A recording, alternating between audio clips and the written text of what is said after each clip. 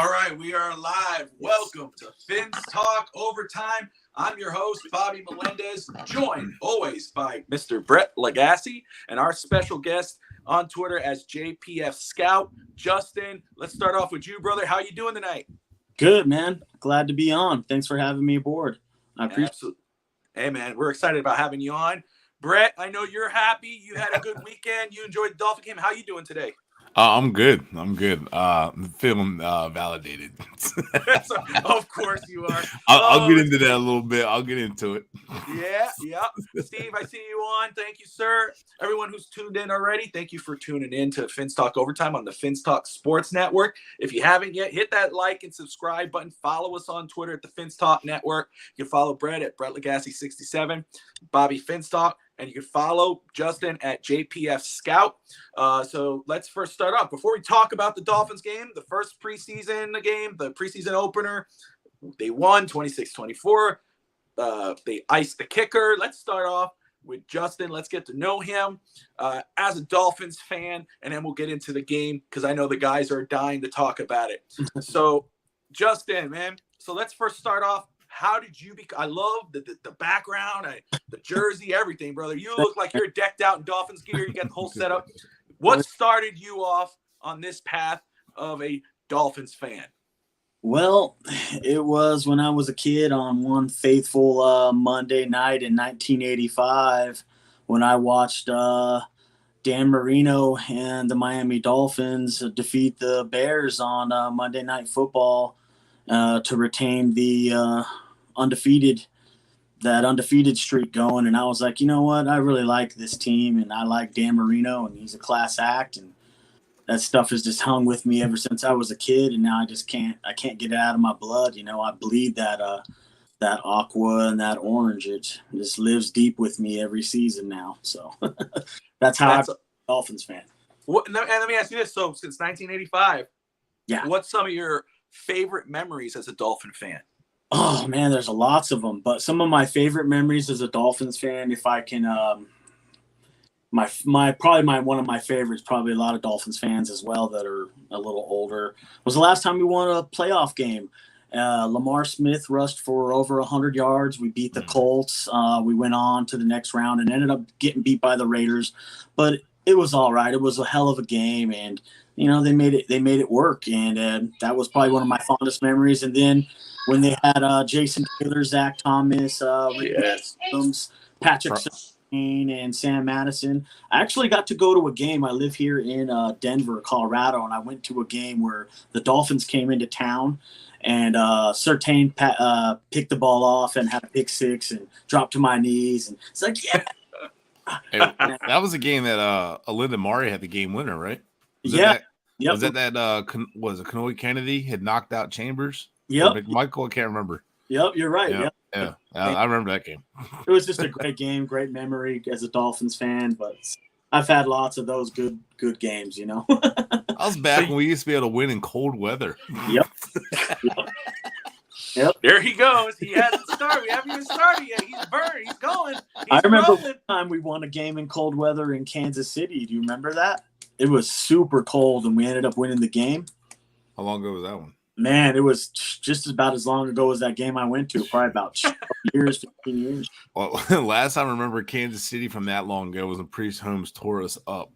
But it was a Priest Holmes, Ricky Williams shootout. But I think the Chiefs won that game. It was like 2002, 2003, something like that. It's been a while ago. So you mentioned Jason Taylor, Zach Thomas. Jason Taylor is my favorite Dolphin. Zach Thomas is right there. I know everybody loves to bring up Dan Marino, but it's those guys that they're the glory days for me. And then you got Ricky and so forth. Pat Surtain, Sam Madison. So, brother, I got to ask you, who's your favorite Dolphin fan? Your favorite Dolphins player, if you had to pick one, who is it? Am I taking Marino out of the equation? You don't have to. I didn't mean to do it. I didn't mean to do you like that. My favorite all-time player of the Dolphins of all time, but if I had to pick a close second, it would definitely be Jason Taylor, and I share the same birthday of September. Oh, nice. I love Jason Taylor, so it would be Jason Taylor. Awesome. Yeah, see, I took Marino out of the equation because I was like, it's too easy. Everybody's going to say it. So. Everybody. Jason Taylor's my favorite. But Jason Taylor's my favorite, even with Dan Marino. Just right. I don't know. But then again, I'm just an old school smash mouth football guy, so I just love Jason Taylor, what he brought. Just like him, man. Old school and smash mouth. That's the way I like. Digging in the trenches, brother, and that's what I was gonna get to next. Yep. We were just talking about it before the show. You like the scout. You like the scout players. You like to watch tape on certain players. Tell me how you got into doing that. It's crazy how it came about, but as a Dolphins fan, like when I first got on to Twitter, which I'm sure everybody's on there, all of us are, I found myself into a world that I was a very novice, and I was just a casual football fan. I knew where the ball was. I knew how to find it. I didn't know a lot about football, but the more and more that I got into the game and I wanted to know more about my football team, I just dove right in with both feet, and I wanted to know why the plays were happening. And the more I got into it, I wanted to watch the offensive line. So to answer your question completely, I started on Twitter by just taking plays off the game and breaking maybe a clip down, and then drawing up some circles and O's and some arrows, and telling people why it happened or what I thought. Kind of like some football 101 for novices once I got the basics down. But that's kind of how it all started for me, and then it just clicked from there. Like, next thing you know, you're seeing things so many times and so many snaps over and over and over that you know what to look for. But when I look, like I said, I watch from the ball outside now, and I used to do watch the skill players, but now I watch the offensive line, and then from there I pick up the rest of the play. I know why he's doing it. But the Dolphins Realtor, first off, man, thank you for tuning in. As always, Ricky Williams inspired me to waste all of my young life. Hey, man, but you're doing good. You're a realtor now. I know I've seen your site. You got a nice company there. So you're doing well for yourself, brother. But as always, thank you for tuning in. And if you haven't yet, guys, hit that like and subscribe button. You're watching the Fins Talk Overtime on the Fins Talk Sports Network. All right. So got that out of the way. Now let's dive into the game, the preseason opener. Brett, it is the Dolphins defeated the Buccaneers 26-24. Skylar Thompson started the entire game. Teddy Bridgewater didn't see a snap. I first want to get your opinion on that, why he started the entire game. And then I want you to tell me about him first. And I know you got a lot to say, but let's start off with that, because he was impressive for his first snap in a pro game. I know there was some things you saw out there. So let's first talk about why you think he started the entire game, and then what you thought about his performance. And then Justin, you'll follow up, sir. All right. Hey, you got me? Can you hear me? Yes, sir. All right. So, sorry, I just having a little technical difficulty over here. I don't know what's going on. So you said Skylar Thompson, right? So the reason I know why they started him. I think they know what they have in Bridgewater. They know what he is. He's been in the league long enough. He can figure out this offense. His offense is similar to what he ran it with New Orleans. He's ran his offense a couple different times. So they kind of know what they have with him, and they need to know what Skylar Thompson is. Is he a practice squad guy? Is he a guy to be on the field? I told you before, Bridgewater injury history, Tua injury history. You might as well have 3 quarterbacks on the roster. I believe San Francisco carried 3 quarterbacks on the roster. With Jimmy G's injury history, it just made sense. So I think they're going to do the same thing. And I think they wanted to really just get him experience. Just go ahead and get all the bumps and bruises now. So it's a bag of it's hard to describe Skylar. So a lot of people say he looked great. Well, yes and no. So he looked good, but at the same time, he was like extremely late on his reads. Receivers running open, having to stop because they're already almost through the hole in the zone, so they're having to stop on the ball. They're waiting on it. But, he wasn't seeing the field quite, but I think the game was just really fast for him. And it was his first experience. So in a sense, he handled himself really well. He was very poised, very confident. You could just tell he's very confident in his athleticism. He has some things mentally you can't teach. Like he's confident in his running ability. He's not scared, and he's not rattled, which I like.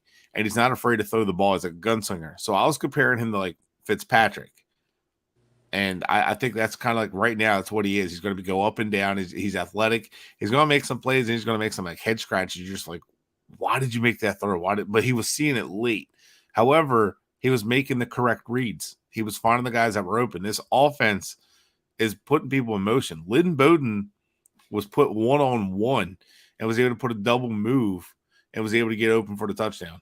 All like the way they used Wilson, Cedric Wilson, he was getting open. He was just feeding him early on. He was finding him early on, and they were just all they're doing.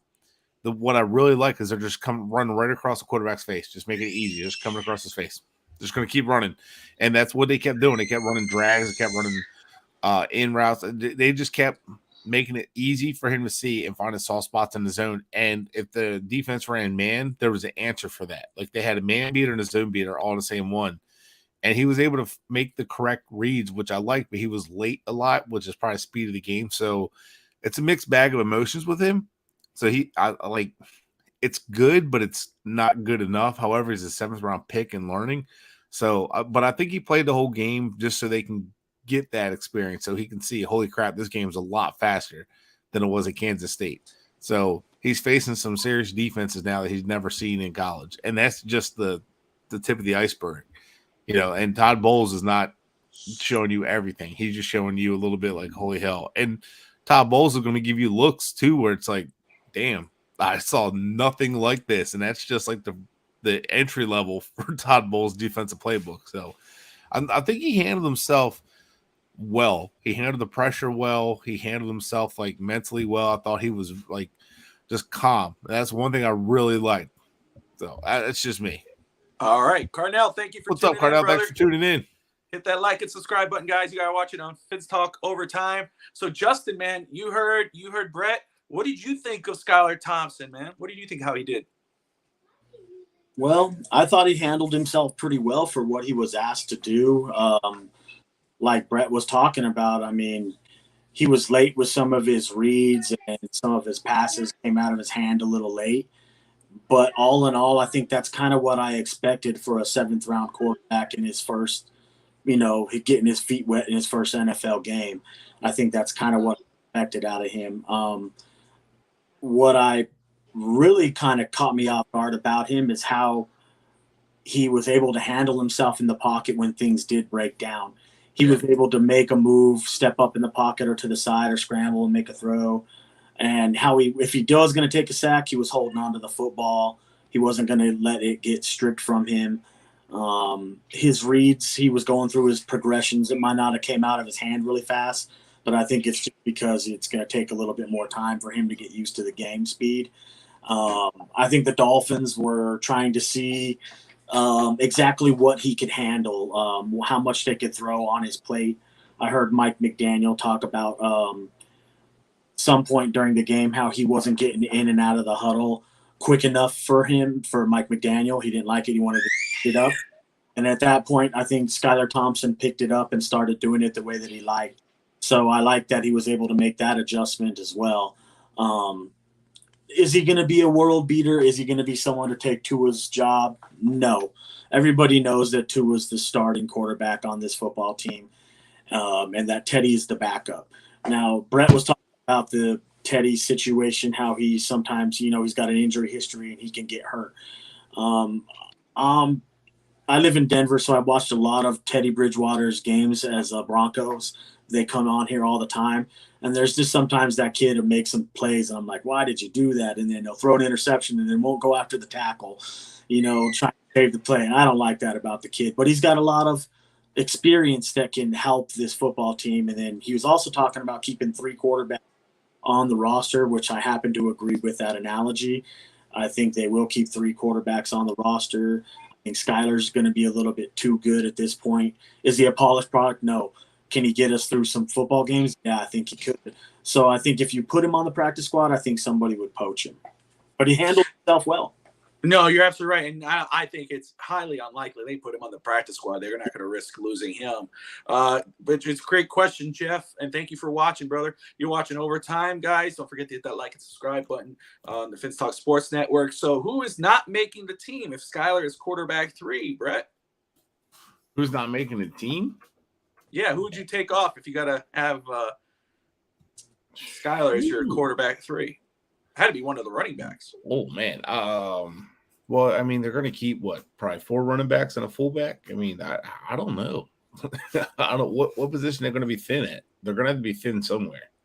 But I would say probably wide receiver. Maybe they just carry 5 wide receivers.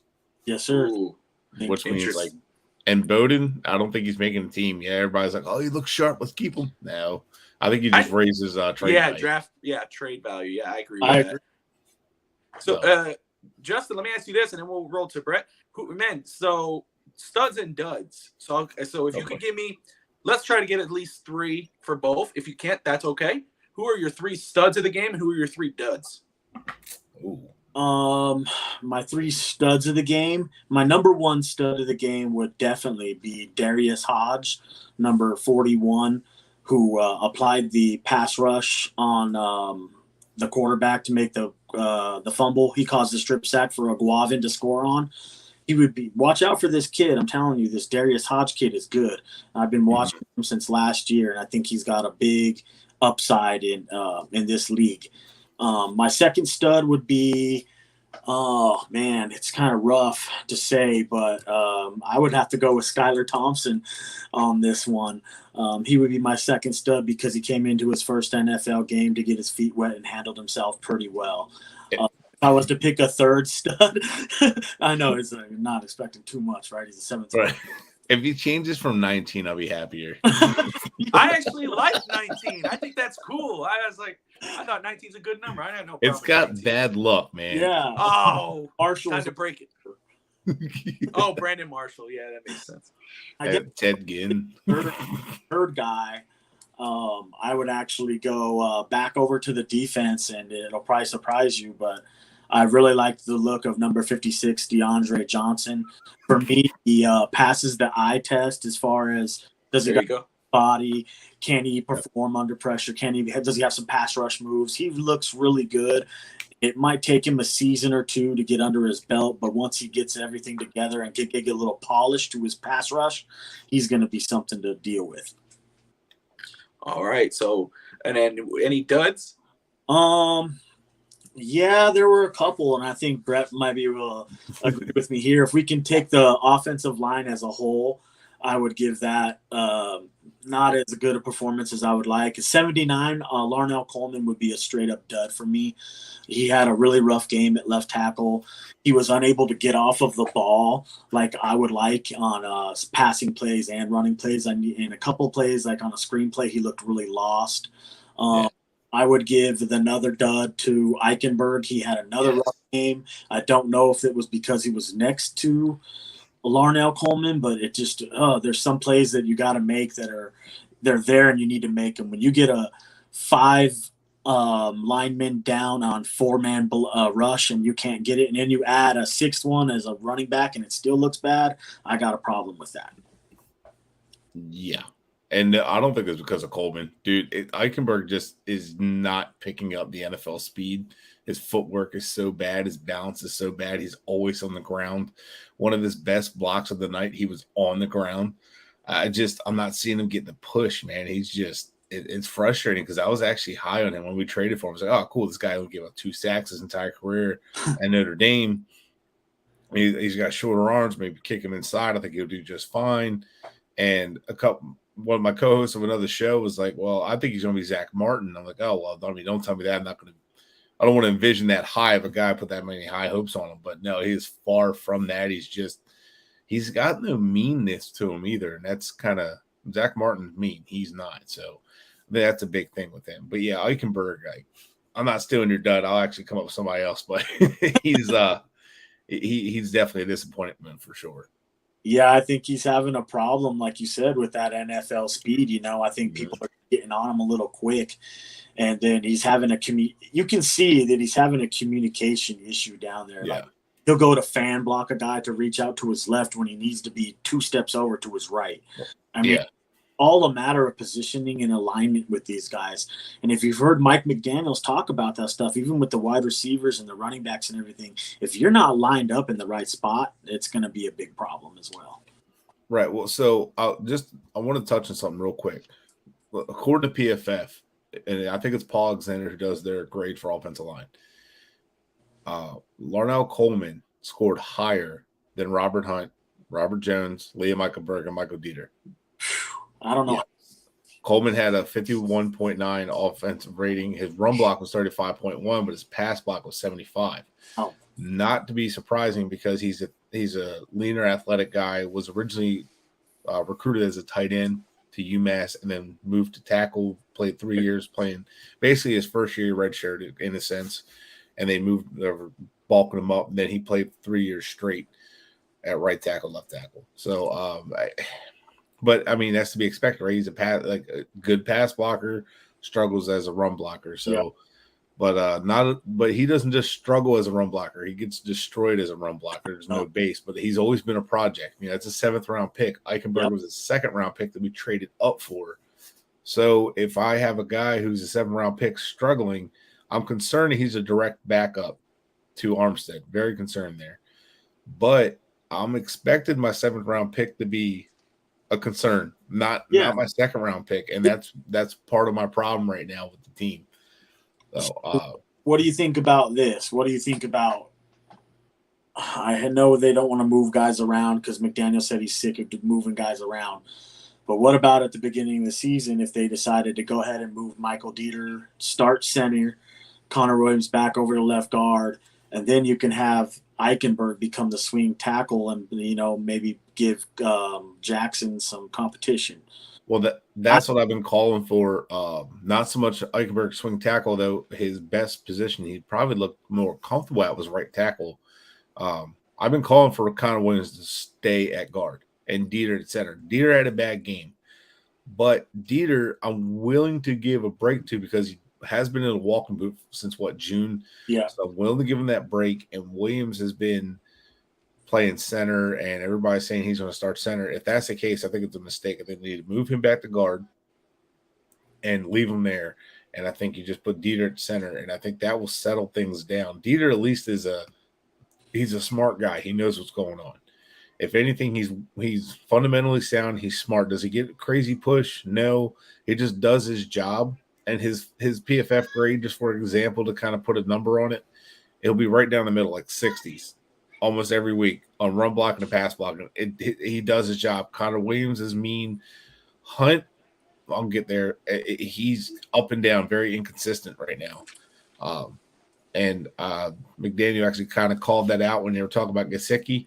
Said Gesicki had a shot, then the right guard misses a block. That was very specific. And I don't know if it was Hunt that he was talking about, but it was just very specific at right guard. So right. Hunt's grade being lower, I think Hunt's kind of going up and down. So a lot of opportunities, and Robert Jones, I think, might find his way on this field, whether it's in Hunt's spot or a left guard or whatever. But get the guys who are bullies that get the push, because the identity of this offense is going to be the run game and quick game. So, Brett, I want to talk about the offensive line, but before we get to that point, because, well, first I'll say about this, the offensive line. Yes, people can point out Armstead did not play, Williams did not play. However, your 3 potential starters there in Robert, Hunt, Eichenberg, and Jackson did play. Coleman is your backup left tackle. Dieter's your backup center currently. So what happens if Armstead and goes those down? guys could see significant snaps. Exactly. If Armstead goes down, that offensive line is not different. Right. Connor Williams maybe, but remember he was the 11th ranked guard last season, but he was pulled because of penalties. So. Right. But that was only 1 year. I'll give him that. It was just one bad year. Like last year was a down year for him. Sure. Before that, he was How good. much of a difference does he make on this offensive line to improve it if Armstead goes down? Williams? Yeah. He's not that guy. No. So that's what I came away with. Guards in the NFL that will change your offensive line. That guy is like Quentin Nelson, and those guys are few and far between. You said Zach Martin and Quentin Nelson. Those are guys I wanted. I pounded the table for. Same. Yeah, you don't find those guys just in every draft. Those guys are few and far between. Yeah. So I don't know. Yeah, no. Thing about that's a troll. That's a troll. Ignore the troll. No, I'm here for it. Hey, look, I even said if it's no cap penalty, trade Bridgewater, let Skylar run it. If Tua gets hurt, whatever. At least Skylar's fun to watch. The thing about Michael Dieter that scares me, man, is he just hasn't been able to stay healthy. Right. His whole career, he's been hurt. Like, it's just like we can't depend on something like that going into a season where, like, I've been in Twitter spaces talking with a lot of different people, and this seems to be the thing that we keep coming back to is the offensive line. The offensive There's no depth on the offensive line. Nope. If Armstead goes down, we have no swing tackle. We don't have a center. If Dieter, you were going to start him and he gets hurt, then we don't have a back. Yeah. Like, I'll be honest, I think they need to do some shuffling on the offensive line and the team in general. I really think if they want to win some playoff games or even have higher aspirations than that they need to address the offensive line. Like, everyone's like, you were just talking about Quentin Nelson. Man, I've been banging the table for Garrett Bradbury, who plays for the Minnesota Vikings. A center, someone like that to come in here, I think would really fix this team. Hot second. Well, yeah. Go ahead, Brett. So, I mean, you got Treader still out there, and he can. I mean, the whole NFLPA probably closer thing. To the season, though. Right? Yeah, because I don't know if it's because he's the NFLPA president or is it like his knees shot or what. But if he's healthy, I'm definitely kicking the tires there. I saw someone say Matt Paradis. Someone had mentioned that to me. I mean, I wouldn't be against it. He's older, but I mean, he could step in and do a good job, you know. I heard he's coming off of an ACL injury and trying to rehab to get back to being 100% right now. But so, I mean, he could be a stash guy, or hey, you know what, Connor Williams isn't working. He's ready to go by week 4. Connor Williams snapping issues continue. Hey, move him back to guard. Paradis at center. You know the offense. Let's roll. So, I mean, that could work too. The mystery of that the free agent center market right now, for me at least, is Billy Price is on the market, and I don't understand why no one's entertained or brought him in for a tryout. I don't know what's going on with Billy Price. He's had injuries, I think. Yep. I think his body, like, dude, I wanted him in the draft. Yeah, he's just a mean dude, but his body, I guess, like, his body's failing him. But he struggled in New York last year. It wasn't bad, but he had some struggles last year in New York. Yep. But, So offensive line obviously still considered. Now it is preseason. It's still it is game 1. Okay, we get that. All right, but you can't ignore the obvious, you know, because this has been a problem for a while, and it continues to be a problem going into preseason game 1. Still, we got 3 games or 2 more games left before the start of the regular season.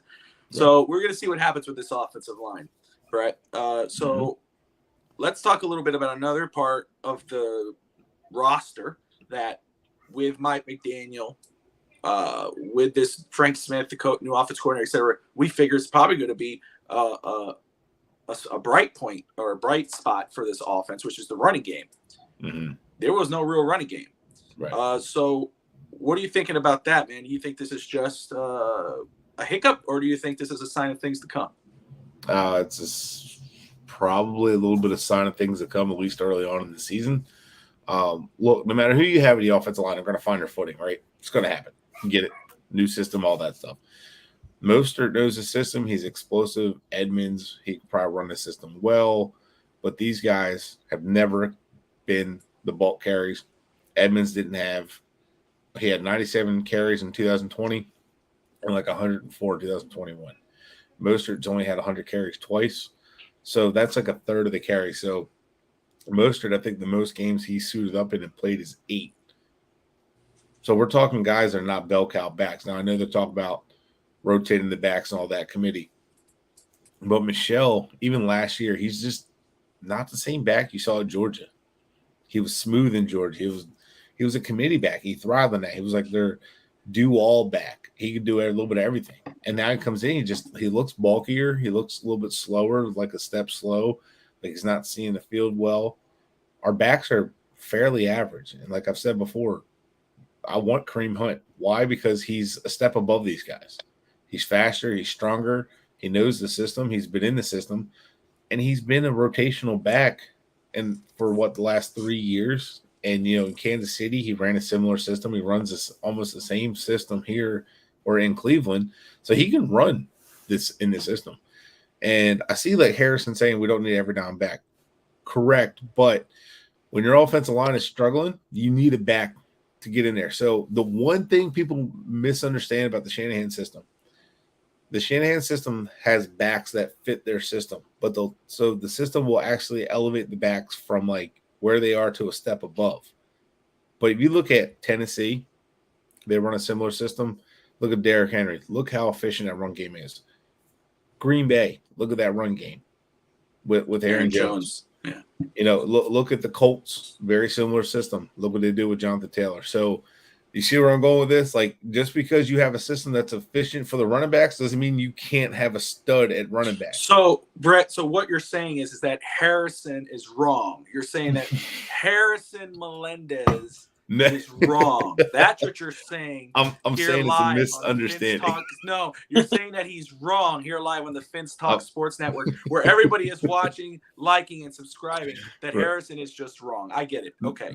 It's a common misconception. But no, look back in the day with Terrell Davis and then Clinton Portis. Dude, that run game was on fire with the Broncos, right? Now, credit though, Chase Edmonds, Mozart haven't played yet. They didn't play that game. What's up, Miss Fins? If you haven't yet, hit that like and subscribe button to Miss Fins. Running back by committee basically means I have a bunch of average backs. I'm going to find a way to get them the ball. I mean, I hate to say that. Like, I like Mostert. He's true, explosive, but none of these guys are like guys I have to have. Mostert I was most excited about because he's extremely fast and he knows the system and he has a perfect role. But like Michelle, I liked. Edmonds I liked, but I'm like, I don't have the spark. I need that spark at running back still. And I either need offensive line to be better or I need the running back to be better. One of the two has to step up or it kind of falls on its face. I agree, man. I agree with what you're saying wholeheartedly, 1,000%. One of the two has to improve in order for the team to take the next step forward. The running game right now is very average at that because of, like you just said, like Mostert's only played that many games, so you can't really count on him. And Edmonds, we're yet to find out. Right. I honestly wouldn't. I would love to see some Kareem Hunt over here, man. Ooh, yeah. Oh, yeah. But I mean, if we're looking to go the different direction, I've always got my eye open and ear open to the NFL streets, and I would be looking to someone off the Niners team. I really like JaMychal Hasty. I don't think they're going to keep him on their team. Maybe that's something that fits this outside zone scheme that they're going to run. Another player that's over there that would fit the scheme if they decide they didn't want to have him no more would be Jeff Wilson. Both of those players fit this scheme and what we're going to run. And it's what I like about the scheme is that the offensive line is going to be no more passive aggressive, but yet aggressive. And they want you to go out there and attack the man. They want you to go out there and meet the linebackers on the next side of the line of scrimmage. Like if you notice when they snap the ball, if it's not a pass set, unless it's called for, I like to see that the offensive linemen are moving forward across the line of scrimmage, in either left or right, or if it's straightforward. I like them to see them in attacking mode. And like Brett was talking about, the running back is predicated a big part of the system to what the outside zone scheme runs. The running back has to read it off the outside butt cheek of the tight end that's blocking it to that side. And they're taught in that outside zone scheme to actually read it from the outside in, not the inside out. And the rule of thumb is if you see it, take it. This is why early in the season, a lot of people in the group chat, I was saying I was all about trading for Saquon Barkley. Yeah, and me too. I was like, you know what, we're gonna do it. Or I like McCaffrey, but like his injury history bothers me. But if the Carolina Panthers were like, and we're just gonna go ahead and tank whatever, which they're not, I'd be about trading for him. But I mean, right now we're going to have to figure out something. And I just think Kareem Hunt, honestly, is probably going to give you your best bet to have a good running back, fits the system, knows the system, come in and makes a big difference. And I don't think he's going to cost that much. I think Lynn Bowden in a pick could probably get it done. I don't want to give up a lot of picks because, we need the picks next year. Now, Myles Gaskin. So last night or Saturday night, he had the longest run. You take out his run, You take out Skylar Thompson's 20-yard runs. Yep. And we had like 12 carries for 8 yards, like 0.6 or something like that. So that was ugly. But Gaskin, see, what's interesting about him, he's so inconsistent. He misses open run lanes, but he makes chicken salad out of chicken shit. I don't know how he does it. He always finds ways to make something happen. Point. Yeah, it's true. I think he might stick on the roster because of that. But one back I think could turn the ties here, and they didn't run him a lot, was Salman Ahmed. Yep. The 49ers had him. Yep. I don't know if you guys know, when it comes to unrestricted free agents or undrafted free agents, a lot of times coaches and scouts kind of get to make calls on that. And if there's a player like a coach at a certain position likes or is a fan of, they can go get him. And I think Ahmed was one of the guys that McDaniel wanted, and they brought him in, and then he didn't make it at a camp because they had a lot of running backs, a couple guys they had draft picks on, so they were going to – obviously the draft guys were going to go. So – and Ahmed, I think his rookie year, I thought he looked pretty good. He showed a lot of flashes. He's explosive. Against New England, we ran more of an outside zone. He did really well. I'm wondering, I would like to see him get more touches because I still think he fits this offense, and I still think he can kind of be the guy that's already on the roster that can kind of give us that, like, this is what we've been missing, and he's been here this whole time. I don't think he's like Kareem Hunt level, but I think he might be up there with, like, pushing Sony Michel out. Now, I've seen a lot of people say Michel's a camp body. If that's the case, we need somebody else. So. Pop this back on. Apologize. If you hear the little screaming in the background, it's not a cat or a dying cat or a fighting cat. It's my daughter, my 11th month old. I don't know what the hell's going on out there, but I swear there's no abused animals. It's just my kid going crazy. Anyway, that's normal. That's not. Anyway, the kids understands. I get it. And Alex keeps muting me, which I understand, which is okay. So look, okay, running game, offensive line. And we all were impressed, even though, like you said, and I'll just say this about Skylar Thompson. You're right. Reading some of the slow, but I love one of the things that JPF said, or Justin said, that I agreed, and I tweeted that during the game that I saw, was that when the line was collapsing, he did not freak out. He stepped into the pocket, cocked it back, and got it right in the breadbasket of Lynn Bowden, who had a big game. And that's what I was going to say. Wide receivers, Tyreek Hill did not play. Jalen Waddle did not play. Bowden, Cedric Wilson, Easy Isakama, all is advertised. I'm not worried about the wide receivers at all. Do you guys agree with that? His usage, the way they were using him, watch for that. That's not just because he was playing. They're going to use him. Yeah, I mean they're going to use Waddle and they're going to use Tyreek that way, but Cedric Wilson, they are going to use him in different ways. I like the way because they didn't use Easy quite the same way. Cedric Wilson was getting different looks. They were trying. I noticed that they moved him around a lot. They even they had him in the backfield. I think that play got stopped, but I noticed that how they were using him. Justin, man. So yeah, wide receivers, even with Tyreek and Jalen Waddle, they were as advertised. Skylar Thompson was impressive for a 7th round pick. Like Brett was saying, even though he was a little slow in reads, but he looked like the game slowed down for him. It looked like the offense kind of slowed down at one point with him. Now, defensive side of the ball. Let's talk about that. You mentioned several players, but there were several instances of some concerns, but there were also some bright spots. Tell me what you thought about the defense. What stood out to you? The one thing that stood out to me about the defense was the consistent. How do I word this? They were really trying to get after the passer.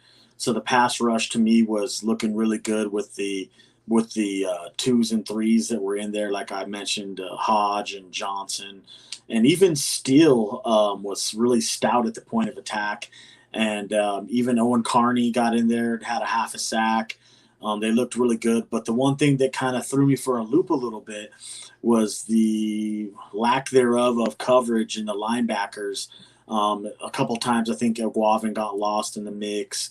But other than that, I think they all held to their own, and they played a pretty tough game. I mean, they kept us in the game, They won that game for us. So, and, the secondary, obviously knows Xavier Howard, Byron Jones, Trill Williams, who's a camp standout. He gets injured. He's out for the year. It's a huge loss. Dolphins signed Mackenzie Alexander. Brett, Noah Benogany. Talk about Noah, man. Is he out? Do you think the he's got to be Dolphins out. can't cut I him? mean, Greer is probably not going to just let him go. But, I mean, there's a reason they went and got Mackenzie Alexander for a corner because I thought Campbell looked good. I actually liked what I saw from him. I thought Crossan looked pretty good. Now, I know Crossan and Campbell probably – like Keon Crossan, I thought had a heck of a game.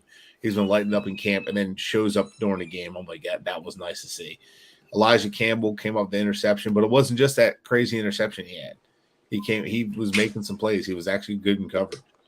Did you see that tackle he had on that tight end to go over the middle where he just whacked him, man? Whack. I was like, man, see, that's what I want to see. Like guys that are trying to make the roster, and Trill Williams just playing with so much energy. I love it. And energy-wise reminds me of why I wanted Derwin James. Like that kind of like, oh yeah, dude, I love swagger. And then he like that tackle. Unfortunately, sometimes that kind of play that's what happens. Yep. And I hate to see him tear his ACL. I heard 4 to 6 weeks originally, so it sucks that he's out because I thought he could have took Noah's job. And they brought in Mackenzie Alexander because I think they want competition for him. I don't think they trust Noah Igbenogany at all. I don't think the coaching staff trusts him. And Nick Needham played safety, so I think they're looking for a corner because I think they have a plan to move Needham more to safety, which it's going to be – I wonder what that means for Brandon Jones. But I think there's some concerns there for them with a corner beyond the starters. And Byron being out, being banged up, I don't know what the actual situation is with him.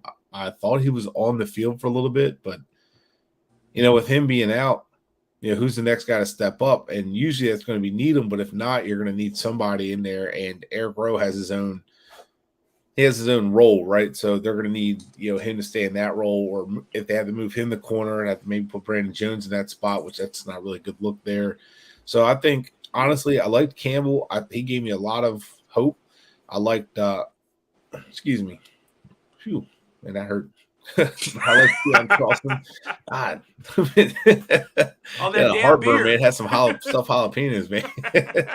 All that beer, man. Today I'm not even drinking beer. Oh. But, Noah, I mean, like I was more impressed with Crossan, who's been like a career backup special teams. I was more impressed with Elijah Campbell, who's also been the same thing. So Noah is just struggling, and I know the kid has a lot of potential, was a receiver in college, moved the corner. I'm starting to see a real bad trend of players that were played one position, moved to another, and we're basing off potential. And it's like, let's just see what happens with all these projects at once.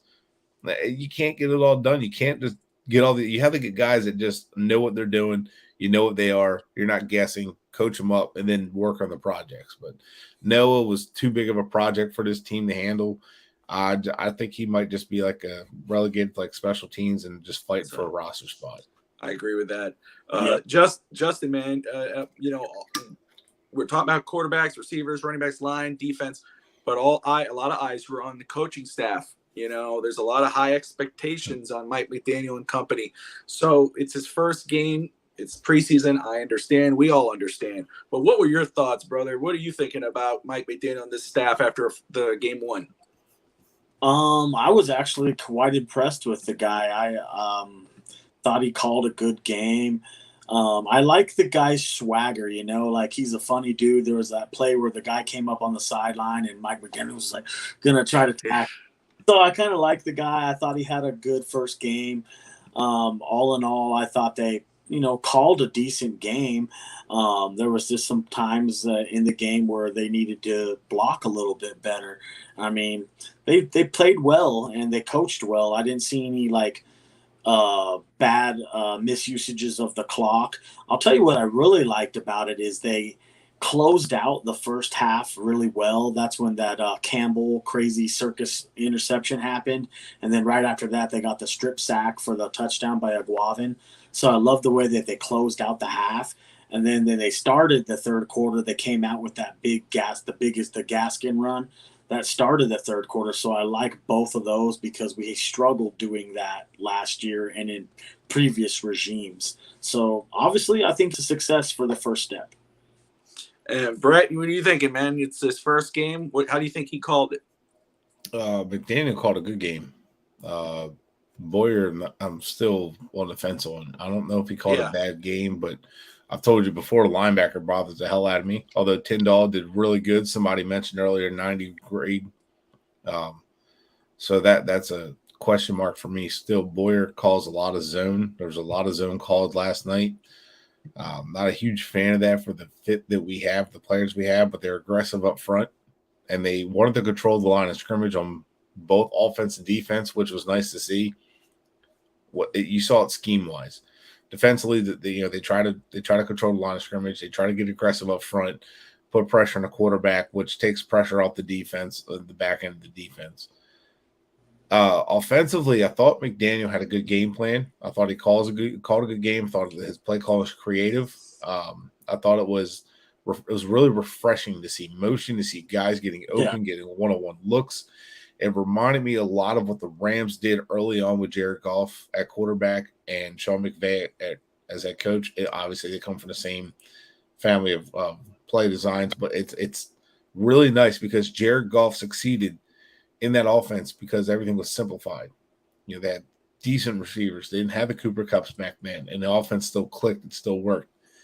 That's nice. And every quarterback is succeeding in this camp with it. So that means Tua could probably succeed with it too. So even if you don't believe he's the guy, I don't know who on the show would think those things.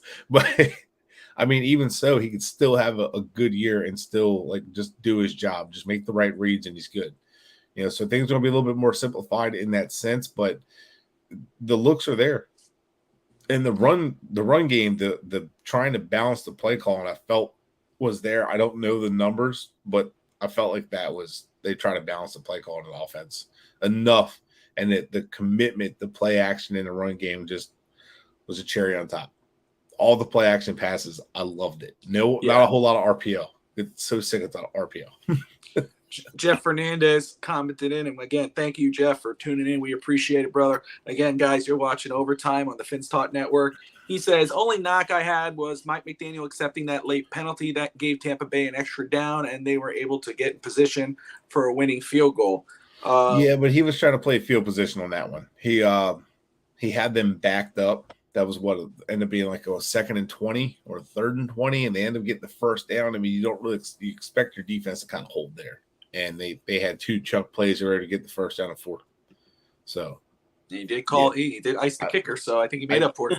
Yeah, I don't hate that. I understand the frustration there, but I don't hate that because you're backing them up.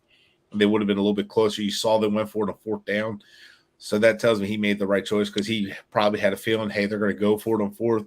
If we don't take this penalty, they're just going to go ahead and run the 3rd down play and then go for it on 4th. Yeah, which would have been less yards they would have had to go. So been a little bit easier for them to get. So he backed them up, made them have to work for that first down. So that's the way I'm looking at it. But I understand that though. And Brett, I'm going to stay with you for a second because I want you. All of us have said nice things about Mike McDaniel. I think he did call a good game. It's a learning curve. It's his first game. I actually feel a lot better about this potential season with Tua in his 3rd year with McDaniel calling plays because I like what I saw, the type of plays that were being called. It made Skyler look really good. So I could imagine for Tua, who's a little more advanced. So, but we won't go there just yet. But I do want to, because we're running up on 50 minutes here. Yeah. Chris Greer, we saw this offensive line. Yeah. We see this is the offensive line. I know people are saying, hey, Terran Armstead didn't play.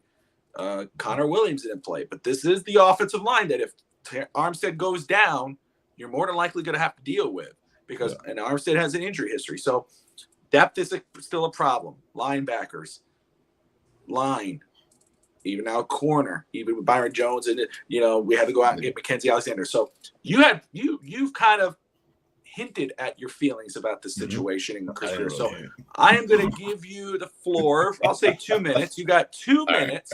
We're going to get back to Justin. I want you to go ahead and talk about your feelings. Pretend this is a therapy session and tell us about Chris Greer. Well, get it off your chest. It all started when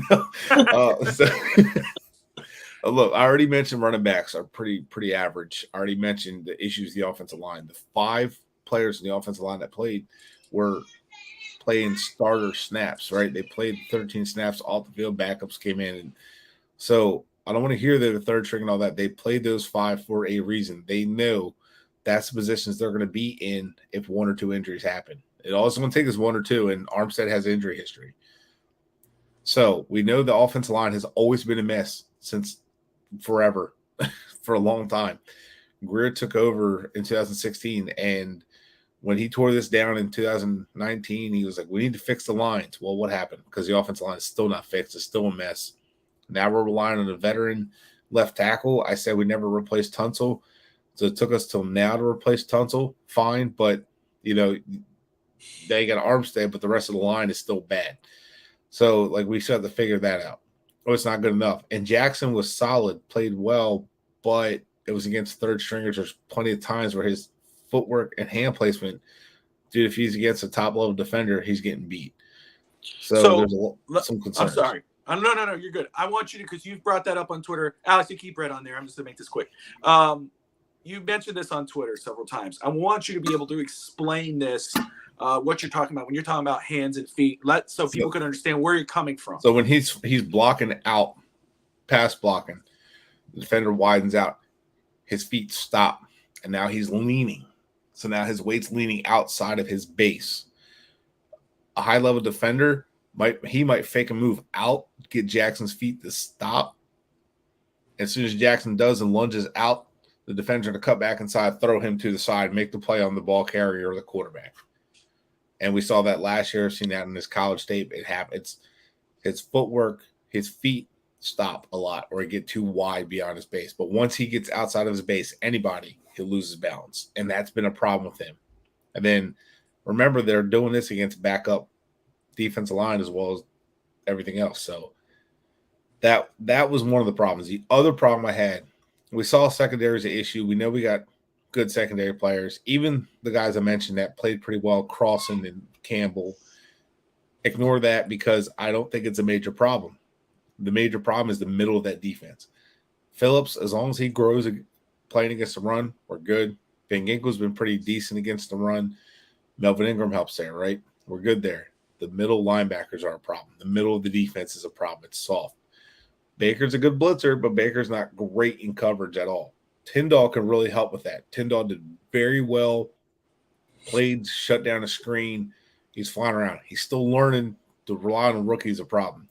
We stuck with Roberts. Roberts is so inconsistent against the run, inconsistent in coverage. He's just very inconsistent linebacker all around. We don't have a true stud middle linebacker, and that's my problem. We're also a Raekwon Davis injury away from having an issue right in the middle of that defensive line too. And don't really trust Jenkins there. Raekwon Davis changes that defensive line. I love Wilkins, but without Davis, that defensive line kind of loses some of their strength. Yeah, I agree. I think that true nose tackle and a true thumper middle linebacker is exactly what the defense needs to be absolutely complete. Going into what you were just talking about with Austin Jackson, how you're talking about his feet and how somebody will widen him out on that. That's been his whole problem since coming out of college is he gets caught reaching in the cookie jar and then overextends himself and then gets beat across his face or to the outside. And if he doesn't keep the thing with Austin Jackson, I've noticed this and I've been watching a lot of training camp on this kid. If you can keep Austin Jackson moving, we're going to win. But if the minute he stops his feet moving, the whole game's over for him. He lost the rep. It's over. And that's going to be a problem pass blocking. Yep. Like if you want to look at something on Austin Jackson, see his biggest problem, go pull up the tape of Austin Jackson versus Bradley and watch Bradley and just absolutely destroy him. He crosses over his face. He takes him around the arc. He double moves him. It just everything he does to the kid, and he just couldn't have an answer for it. And the thing is, if an average guy like me can see it, the players see it. They're going to see it on film. No, the film. See, the thing about the film is the film doesn't lie. You got all these people up here and all us talking heads, blah blah blah blah. That say all these million things that we all talk about. That's great because that's our job and we can do that. But these guys are professional, paid athletes, and if they see that if we're seeing it with our eyes, you know they're seeing it with their eyes, and you know that it's being talked about in the film room, and you know that they're bringing over the bad plays snap by snap. That's just how it goes. Man, But all right. overall, he did look better. No, he did. He looks pretty solid, the best he's looked. Yeah. So at right, he looked like he did early in his rookie year at right tackle this time. He looks right. So, but what I say a couple weeks ago. He's in great shape. Came back in great shape this offseason. Speaking of that, Kinley looked like in decent shape. Yep. Yeah. They put in the work this offseason in regards to how they their bodies. And Jackson did look a lot better. Real quick, what I said a couple weeks ago, I'm less worried about Jackson at right tackle than I am with Eichenberg at guard. Me too. Hey, I got a quick question for you, Brett. What do you think about Blaze Andres, the undrafted free agent out of Minnesota? Because I think he's actually going to pull through, and I think he's going to get a 53 starting spot on this. Tables turned. He should. He should make it. He should make the roster. Not protected practice squad player, but he's got juice to him. I think he's definitely a project that you can develop quicker than Coleman, and I think Coleman's job might be up, and I think he could actually battle Coleman out for that direct left tackle job and be the backup swing tackle. Let's do it, man. I love Blaze. He's fun. He's a tough dude. Fun player to watch. He played like 4 different line positions at Minnesota, man. He's got a lot of experience. Which I really want to see what he could do at guard and what he could do at right tackle, left tackle. Same here. Like, I seen him take 2 or 3 snaps during the preseason game, and he was I think he's playing left guard, but he got out there and pulled, and I was like, "Ooh, yeah, look at that." He moves so well. So you never know. If we have some surprises like that, then hats off to Greer for finding guys like that, even though it's more luck than anything. It's more of his coaching staff doing that. But just give some credit, you bastard. No, just all right. All right. So it's 57 minutes here, and again, you guys didn't even are touch watching. on tight end. Gesicki doesn't fit, and then we got a bunch of guys that can block. Although I'm really thinking Hunter Long could be something in this offense. I love Hunter Long, man. Yeah. I'll give you a name to watch at the tight end position that's connected. Tanner Connor. No, I like him, the roster, but I'll give you another name that no one's talking about that's connected to the Mike McDaniels tree. That if they were going to move on from someone like Gesicki, that they would maybe think about bringing in. He was drafted there in 2019. His name is Caden Smith. Oh, he fits the system really well. Can block, does everything. Right. It's a good name. Has experience with him.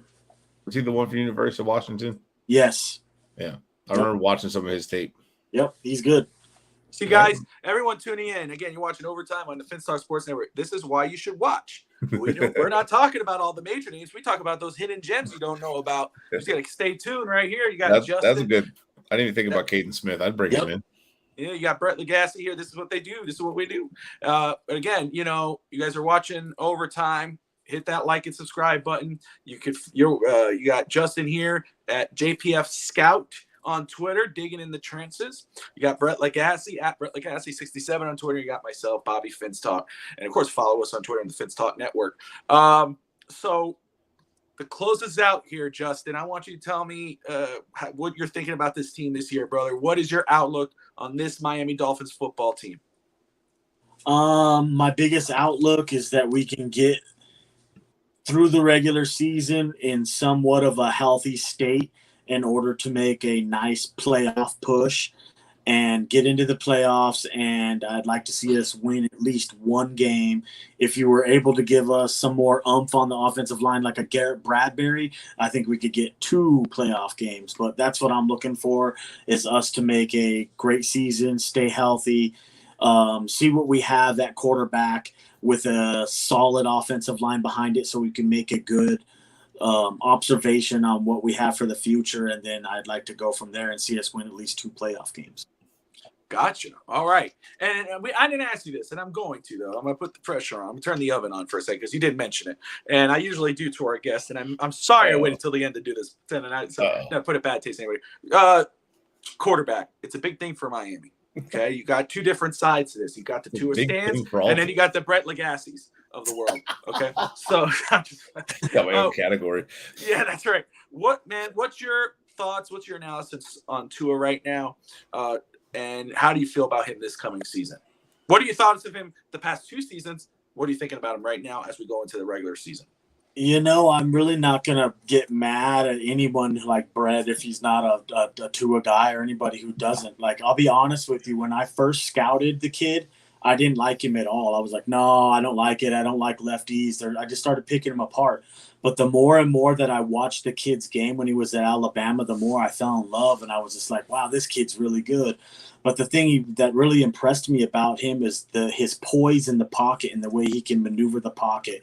That's the thing I like about him the most. And when I judge any of my quarterbacks, I judge them off of not first and second down or third down or how many touchdowns, but when the play breaks down, how they improvise the play and if they make positive yards or if they throw it away or the decisions that they make. Looking forward to what we have going with this season, I just want to see the kid improve and get better and learn the offense. And I'd like to see us win some games. Like I said, I'm a guy who is a true believer in Tua. I believe he could be one of the best quarterbacks ever to play the football game. What he needs to do, though, is he needs to be surrounded in the right cast with the right set of people in the right offense with people that he's got around him right now, like Darren Bevel. If he can't do this with Darren Bevel, he just ain't going to be able to do it with anybody. We need him to get into a rhythm and stay in rhythm, and you do that by giving him some short passes and then some intermediate ones, and then you give him some more, and then you spoon feed more onto his book or onto his plate as he gets warmer. But I would love to see him back there and play a whole 17 game season would be great for me. Not getting injured this year would be a win for him. Yes. Like a Jimmy Garoppolo not getting injured. That would be a huge thing. Be giant for this football. Yeah. But at the same time, that's a good point, getting him started early, especially early in the season.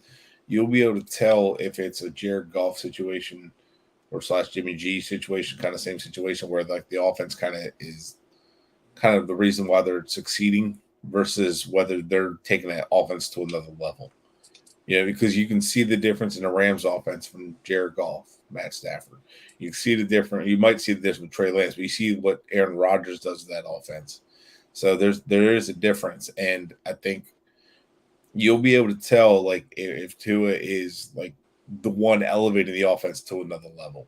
You'll be able to see it. Like, okay, yeah, he's taking it. The offense is there, the fits are there.